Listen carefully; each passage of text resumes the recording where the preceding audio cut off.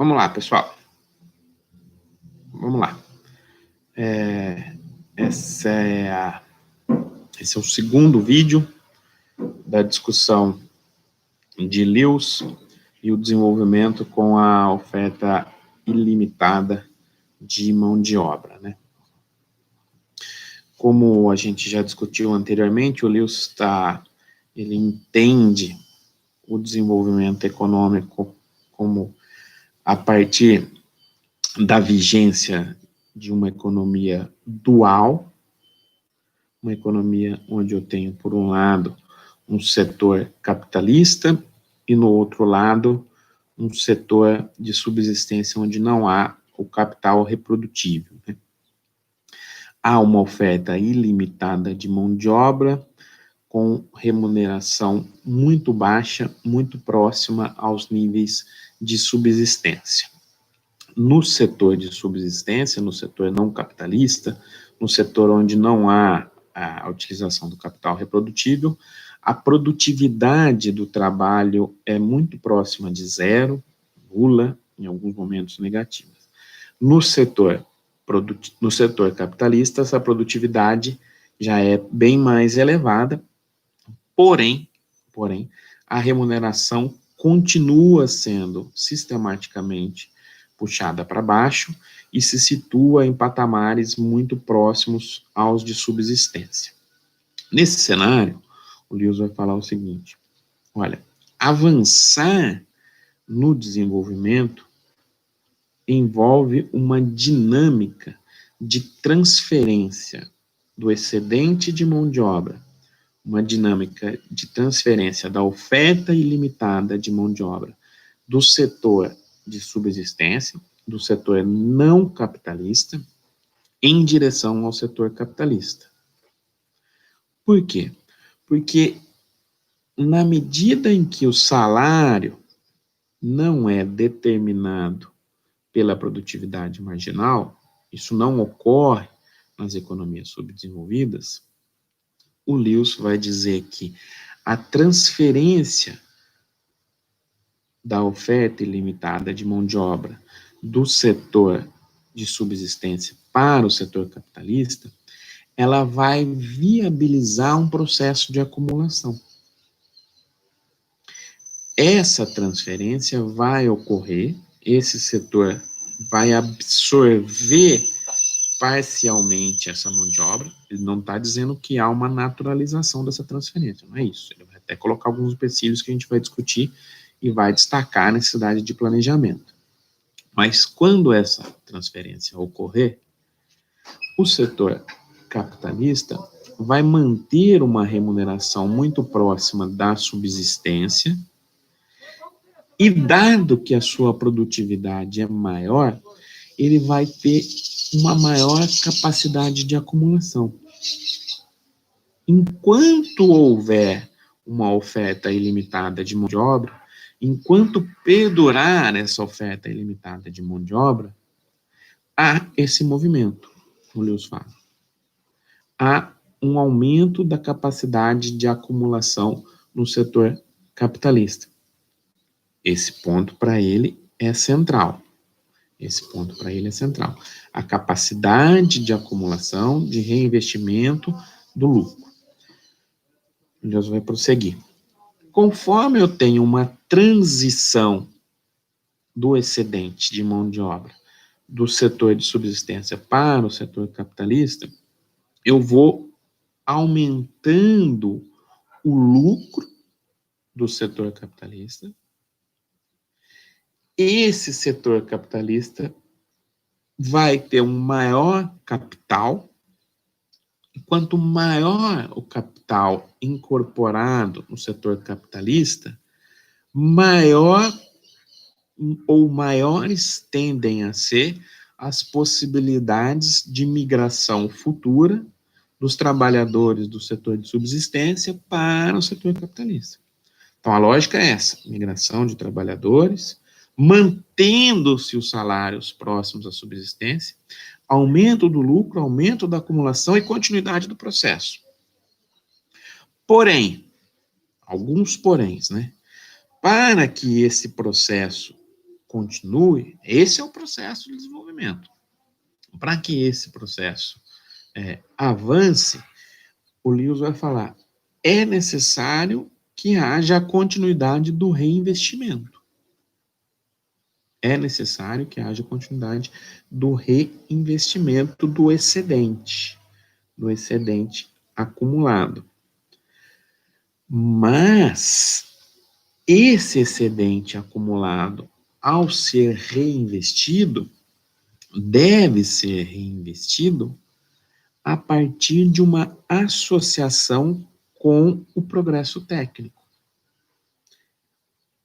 Ou seja, para o Lewis, o acúmulo de capital e o progresso técnico caminham lado a lado.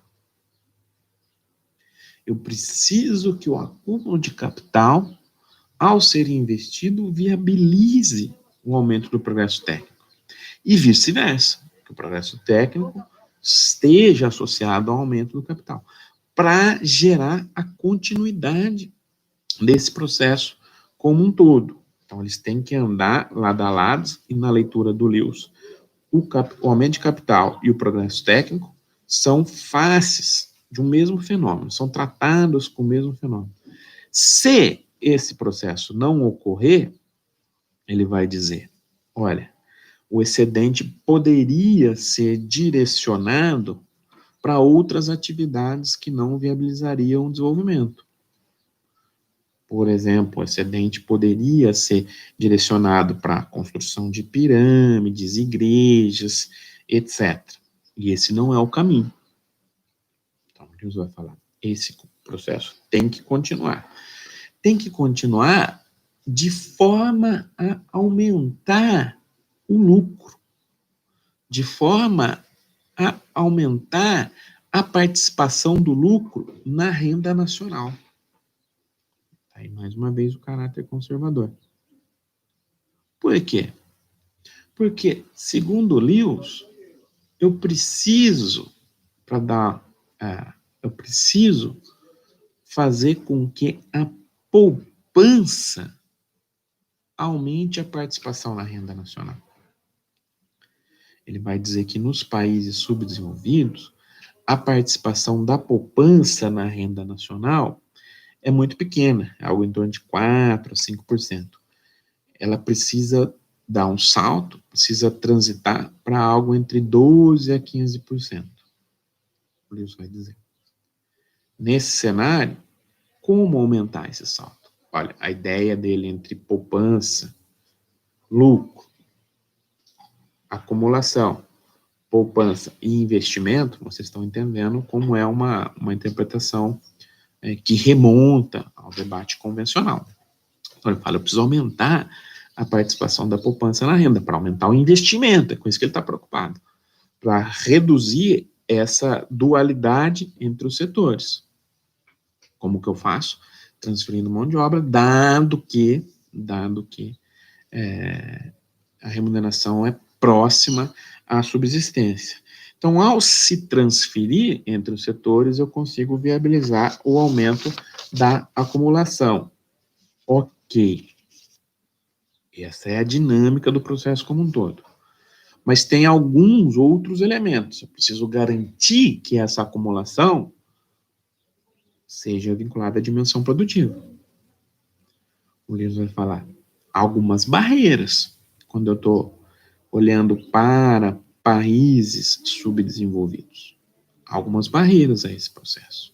Contrários não seriam subdesenvolvidos, né? 3 grandes barreiras que ele coloca. Olha, preciso superar essas barreiras. Primeiro, tudo bem, essa lógica do setor dual, tal qual a gente apresentou, ela faz sentido, mas quando eu vou olhar historicamente, o Lewis está dizendo, o setor capitalista nos países subdesenvolvidos, ele é muito pequeno. Então, há limites para se desencadear esse processo e há limites para entender qual é a magnitude desse processo, né? O setor capitalista é muito pequeno. Uma segunda limitação. Essa desigualdade que o Lewis está falando, olha, eu estou mantendo os salários próximos à subsistência, ao transitar a mão de obra para setores em que a produtividade é mais elevada, estou incentivando, então, estou intensificando a desigualdade, mas essa desigualdade tem que ser mantida em favor dos lucros e não em favor da renda da terra. Ele vai falar, e é isso que acontece, ou o que parece acontecer em muitos países subdesenvolvidos. Então, ele está sugerindo aqui uma lógica produtivista. Essa desigualdade tem que ser mantida em favor dos lucros e não da renda na terra. Essa é a segunda barreira. Tem que incentivar, terceira barreira, uma classe dominante, forjar uma classe dominante, né? Uma classe, nos termos do Lewis, uma classe dominante de capitalistas. Capitalistas no sentido de reinvestir o lucro em paralelo ao progresso técnico. Não uma classe dominante que utilize essa desigualdade, esse seu potencial de acumulação, para atividades rentistas, comerciais, militares, religiosas, etc, etc, etc. Então, eu preciso forjar uma classe, né, o componente político, capaz de liderar esse processo e fazer com que essa acumulação avance em direção à transformação estrutural. Essas são 3 limitações importantes, né?